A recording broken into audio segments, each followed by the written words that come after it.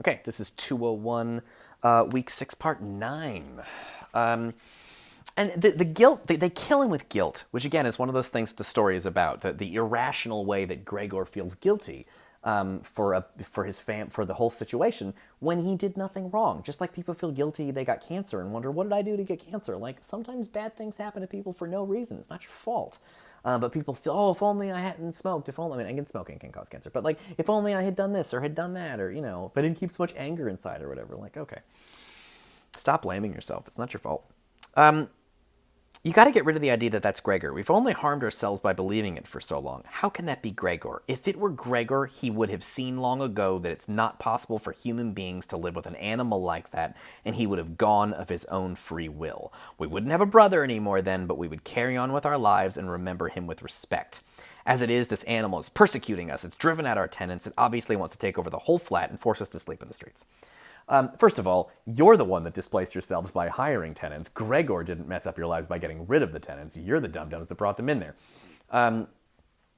But Greg, this is a guilt trippy thing, because if she even suspects that he can understand him, and I think she probably does, but I don't really have a reason for saying that. I should take that back. But like, if she even thinks he might be able to understand what she's saying, they've been living with this bug in the house for months, then that is her way of letting him know, kill yourself or leave.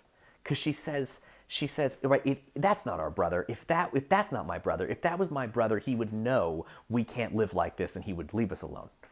So she like, that's right. It's just like, this is not who you are. If you were yourself, you would kill yourself and make our lives easier. I mean, that's close to what that's an exaggeration, but that's close to what she's saying. And that's actually exactly what he does. He goes in his room and he dies. He agrees with her. He says, you know what, she's right, and he goes in his room and he dies. He dies of starvation. He dies of guilt. He dies. And as soon as he leaves, by the way, like, he goes back into his room. And by the way, this is one of the jokes of the story. You will not find this joke funny, but I think this joke is funny. But one of the jokes of the story is that it has 3 parts. And all 3 parts end the same way. Gregor tries to leave his room. He shows his body to everyone. He's been transformed into a cockroach. He opens the doors. The chief clerk freaks out, and Gregor's father shoves him back in the room. That's the end of part 1. Part 2 is his mother and sister are trying to move the furniture, and the mother faints when she sees him, and the father comes home and thinks that the bug, and Gregor's outside of the room. He's in the family room, and they're in his room moving furniture. And then the father comes home and sees the mother fainted, thinks Gregor attacked them, pushes, and then throws apples at the bug until he goes back in the room. The third part ends with Gregor exiting the room to listen to the violin music, and then they get in the fight with the tenants, and they kick him back in the room. And as they do, they lock the door. They lock it after him this time. He was hardly inside his room before the door was hurriedly shut, bolted, and locked, and it was Greta that did it.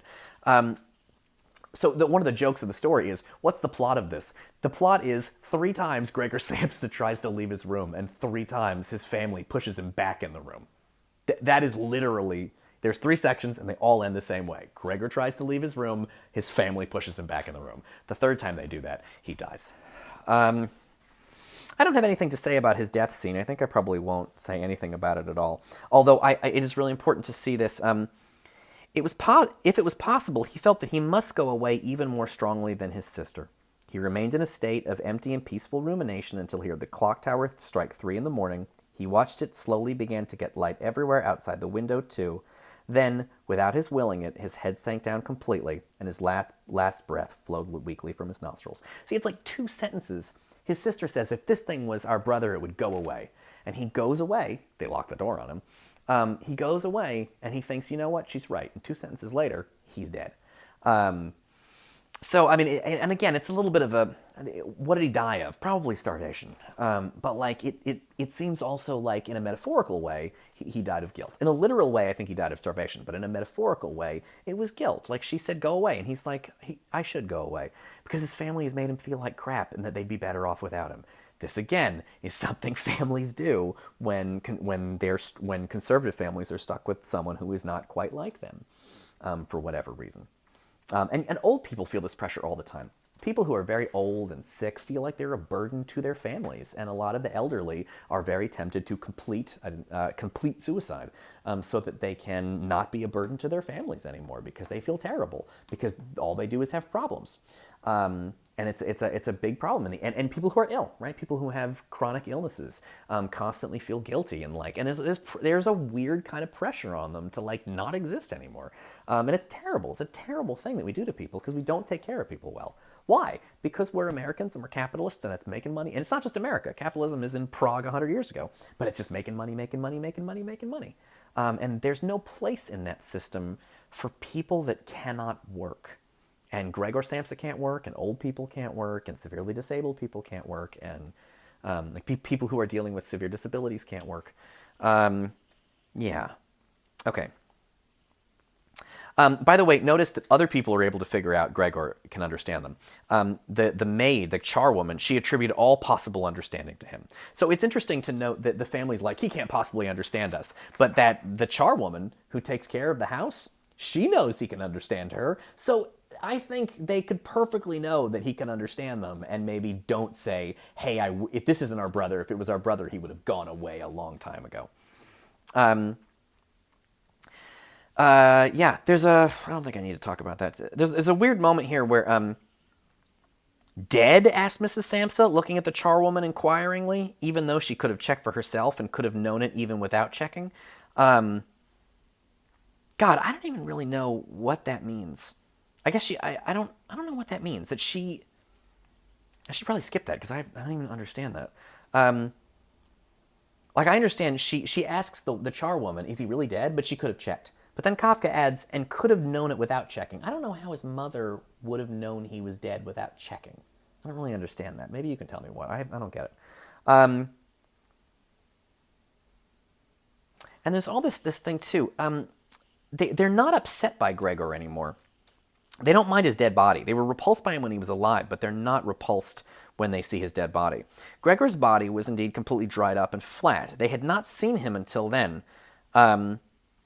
But now he was lifted up on his little legs, nor did he do anything to make them look away. So it was him. They're perfectly fine looking at his corpse, but they were very repulsed looking at his actual living body. It's just, oh God, this story is just amazing. It's so good.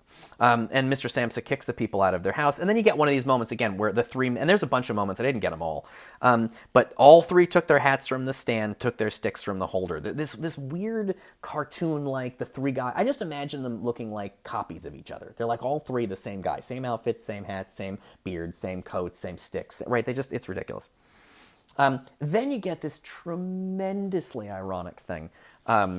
At the end of the story, after Gregor is dead, they decided the best way to make use of that day was for relaxation and go for a walk. Not only had they earned a break from work, but they were in serious need of it.